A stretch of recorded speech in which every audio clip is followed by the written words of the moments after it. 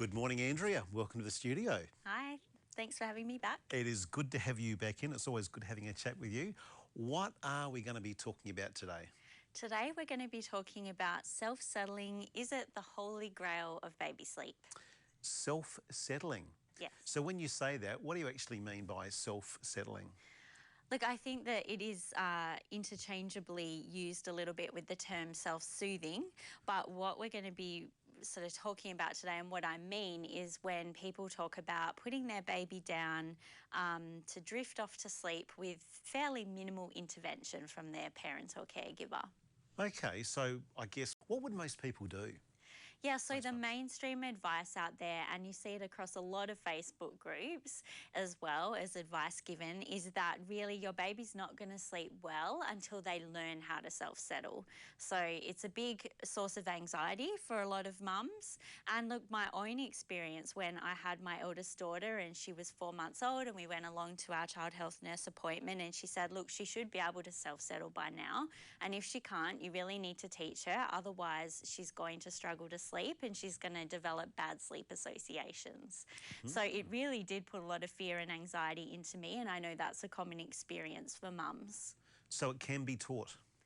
It can't be taught. And that's what we're going to be talking about today. Okay. Yeah. Do you think it's a lot of mums, there'd be a little bit of anxiety and fear regarding this one? Yeah, so this is a big one. Yeah, like I said, the real main, it's a big piece of advice out there. And so the pressure's there, like I have to teach my baby this, otherwise sleep's going to be, difficult or I'm going to create bad habits if I feed my baby to sleep, for example, or if I rock them to sleep instead of putting them down. Drowsy but awake is the common kind of phrase used. Put them down drowsy but awake and, they'll just drift off themselves or they should be able to do that. So there is that pressure to do that.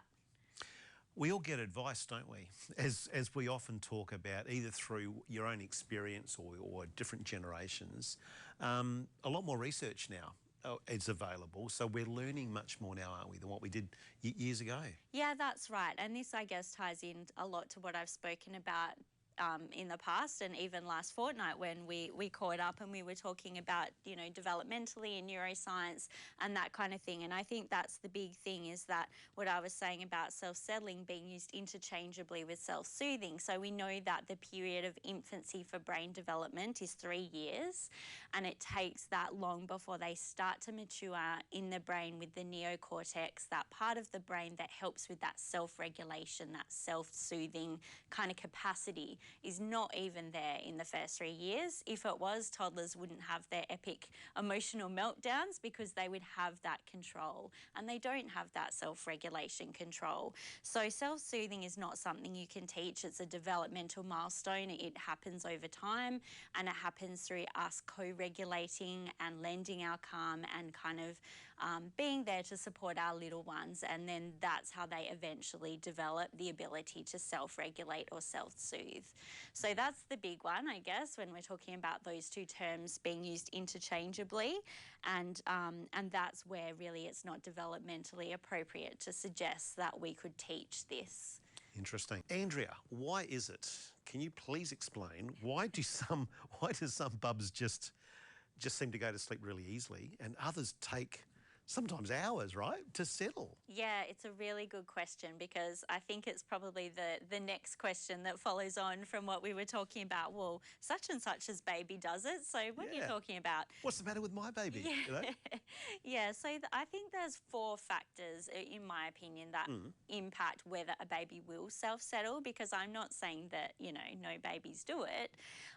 The first is temperament. Like some babies are just chilled babies. They're more likely to, go off to sleep or you put a dummy in and they roll over and they go to sleep and that's just them.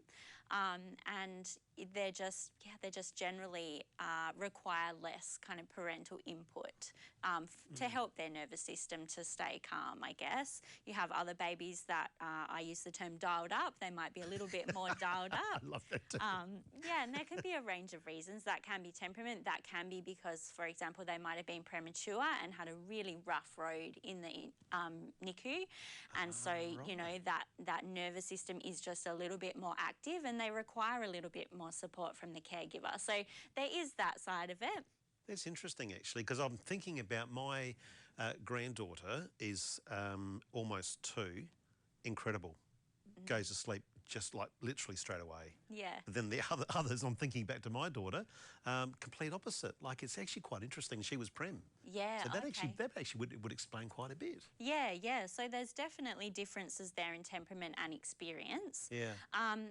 Others may just be developmentally ready. So, you know, that it's like learning to walk. There's no set exact time that everybody learns to walk at the same time. There's a variation. And so some are going to be early. They're going to be, you know, able to settle themselves a bit more easily earlier on than others. And so that's just normal. Then you've got some babies that are high sleep needs. So I think we have mentioned in the past that there is also quite a variation in normal between how much sleep little ones need. And so if you've got a little one who needs a lot more sleep than another one, they might just be more likely to go off to sleep. You know, they love their sleep, and those are our unicorn babies that, you know, that maybe some of us might be a little bit jealous of. Of course. And then Not that anyone's comparing, right? no. And then if the sleep pressure's high enough, that would be my last kind of factor. What was that? Sorry, the The sleep. sleep pressure. So we have, you know, sleep, I guess this leads into my final point in a way, is that sleep is actually a biological function of the body. It's not a skill that we have to teach. And sleep pressure is one of the regulators. So that's one of the systems in the body that regulates sleep. When our sleep pressure's high enough, when we're nice and sleepy, we're more likely to just drift off to sleep. And a classic example of this, my toddler at the shops not that long ago, she was due a nap, but I was, you know, trying to get my food shopping done. She starts drifting off in the trolley. Next minute, she's asleep, sitting in the trolley, and I'm having to try and hold her up while I finish my food shopping. The sleep pressure was that high. And usually, I do support her quite a bit to get to sleep. Now, she's 2. I still feed her to sleep at times. Other times, I cuddle her to sleep. But, you know, in that circumstance, her sleep pressure was nice and high, and she just went off to sleep. Would that be common, or is that unusual? Like, for your little toddler, how old is your? She's 2. She's 2 to Yeah. fall asleep in a trolley in a shopping centre. Yeah. Is that? I mean, it looks, some are more likely to do it than others. But Yeah. again, if the sleep pressure's high enough, it is possible. Fascinating. It's not necessarily going to happen on a timeline that you want it to happen. It'll happen when your little one's ready. And even, as you were saying earlier, even understanding the different temperaments with different kids, because they're all quite different. So even siblings can be completely different, right? Yeah, well, that's my 2. Absolutely. You've got yeah, 2 I've got the opposites? 2 chalk and cheese myself. So it's absolutely, yep, for sure. Very good. Andrea, we are out of time. Really appreciate you coming in today, and we'll catch up in a couple of weeks. Great, thanks for having me. So good. My guest in the studio this morning has been Andrea, our midwife and child health nurse. You are on 98.5. Back after this one. I'm learning how to cope with heaven calling you home. And we try to be strong with all this going on. We'll just try to keep trying, I suppose. Confused how to deal with this. It's kinda messed if I'm being real with you. And we try to get by. But it's hard to disguise how we feel. But you pray to God in the evening.